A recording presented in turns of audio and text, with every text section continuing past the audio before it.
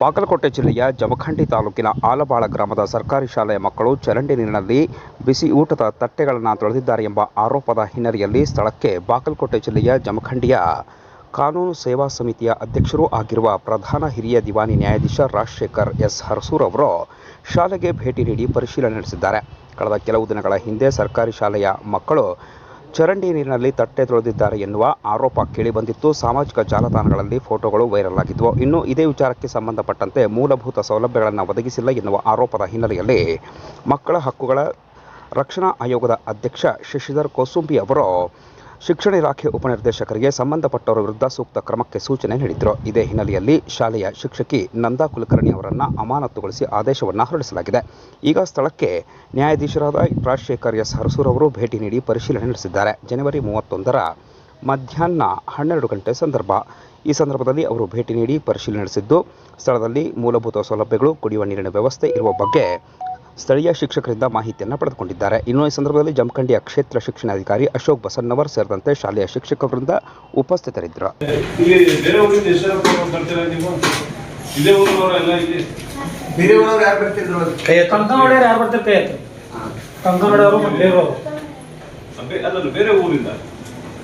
ಬೇರೆ ಊರಿಂದ ಇಲ್ಲಿ ಬರೋರು ಯಾರ್ಯಾರು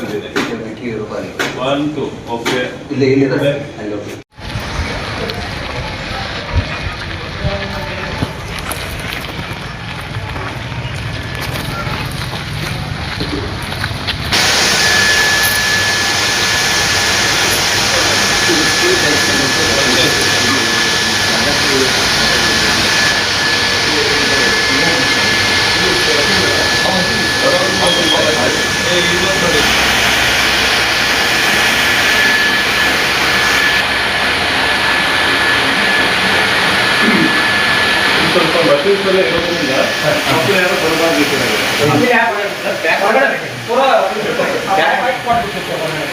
ಸ್ವಲ್ಪ ಪ್ರೊಡಕ್ಷನ್ ಇರಬೇಕು.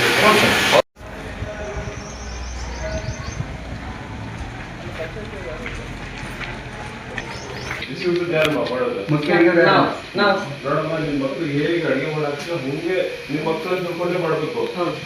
ಅಷ್ಟೇ ಸ್ವಚ್ಛಂದವಾಗಿ ಇದ್ದಾಗಿ ಮಕ್ಕಳಿಗೆ ಊಟ ಮಾಡಿಸ್ಬೇಕು. ಅವ್ರಿಗೆ ಮೊದಲು ಸ್ವಚ್ಛತೆ ಕಡೆ ಗಮನ ಇರಲಿ. ಅರ್ಥ ಆಯ್ತಲ್ಲ? ತುಂಬಾ ಸ್ವಚ್ಛವಾಗಿ ಇಟ್ಕೋಬೇಕು. ನಿಮ್ ಮನೆ ಹೇಗೆ ಇಟ್ಕೊಂಡಿರ್ತೀರೋ ಅಷ್ಟೇ ಸ್ವಚ್ಛವಾಗಿ ಇಲ್ಲೂ ಇಡ್ಬೇಕು. ಎಲ್ಲ ಬೇರೆಯವ್ರ ಮಕ್ಕಳು ನಮ್ಮ